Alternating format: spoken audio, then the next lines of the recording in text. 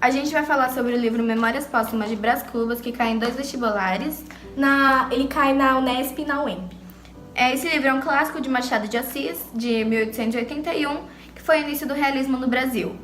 Essa obra mostra os pecados da sociedade da época e as injustiças sociais. Brás Cubas era filho de um rico comerciante, então ele era um burguês do Rio de Janeiro.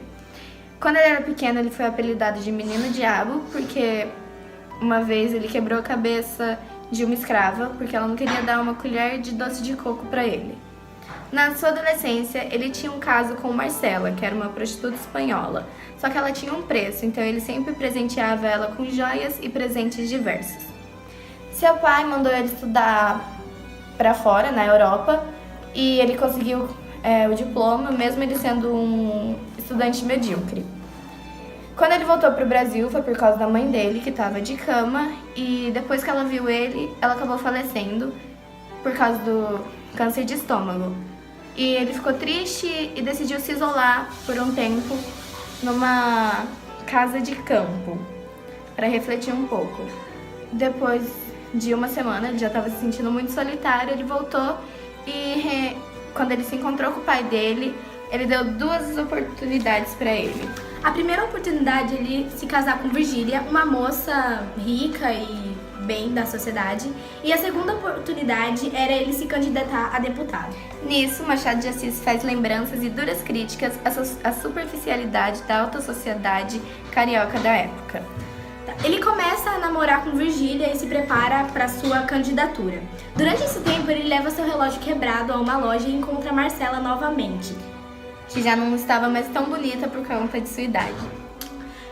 Em um dia, ele acaba conhecendo o Lobo Neves, que era um cara rico e... mais rico que ele, né? Isso. E aí, Virgília viu aquilo e acaba fugindo com esse Lobo Neves. E, consequentemente, Brás Cubas acaba perdendo sua candidatura.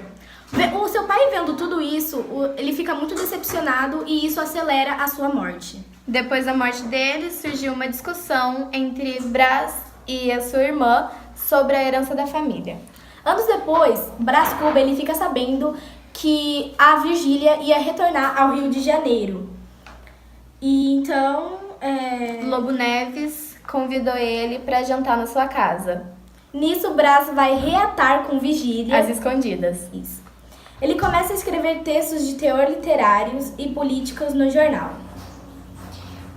Depois de um tempo, Lobo Neves suspeita que a sua esposa está tendo algum caso, o que leva Brás a propor uma fuga com sua amada, mas ela recusa e sugere que eles se encontrem em uma casinha. Nessa casinha havia uma mulher, uma senhora chamada Plácida, que encobria os dois nas suas aventuras. Depois de um tempo, Brás se reconcilia com sua irmã e ela insiste que ele deve se casar, por causa da sua alta posição social.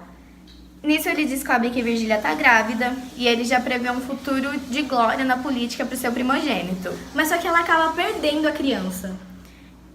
E Lobo Neves, ele recebe uma carta anônima acusando a sua esposa de que ela está traindo ele. E ele também recebe um convite para ocupar um cargo político em uma província, o que faz Brás Cubas e Virgília se despedirem. Depois de um tempo, Brás ele reencontra seu velho amigo de escola, que era o Quincas Borba. E nisso ele se apaixona por Nha Loló. Eles ficam noivos, só que depois de 3 meses ela morre. E aí ele se aproxima de uma nova filosofia chamada humanitismo, de onde vem a frase: ao vencedor as batatas. Ai, meu perna. Aos 50 anos, ele se torna deputado junto ao Lobo Neves. E em 1855, ele encontra Virgília e eles conversam, sem retomar o passado. Cubas, ele desejava o cargo de ministro e nessa época ele fundou seu próprio jornal. E ele também fazia caridade. Em uma dessas missões de caridade, ele descobriu que Marcela havia falecido. Que era a ex-amante dele, prostituta da Espanha. Tá, ao chegar na casa dele, ele vê que Quincas tinha viajado para Minas Gerais e que ele estava louco, o Quincas. Nisso ele junta aí várias reflexões filosóficas e cria um remédio chamado Emplasto Brás Cubas, e esse remédio curaria todas as doenças e traria fama ao nome dos Cubas. Nesses acontecimentos, Brás ele acaba pegando um resfriado que acaba evoluindo para uma pneumonia muito forte. E Ele acaba morrendo. E ele acaba morrendo aos 64 anos de idade. E ele não teve filho, então ele não transmitiu nenhuma criatura o legado da sua miséria. E a frase que a gente pegou... A frase é: conta-me que a vida política era um tecido de inveja, despeitos, intrigas, perfídios, interesses e vaidades. E a gente pegou essa frase porque uma das características do realismo era o uso de linguagem políticas e de denúncia dos problemas sociais, o que tem nessa frase.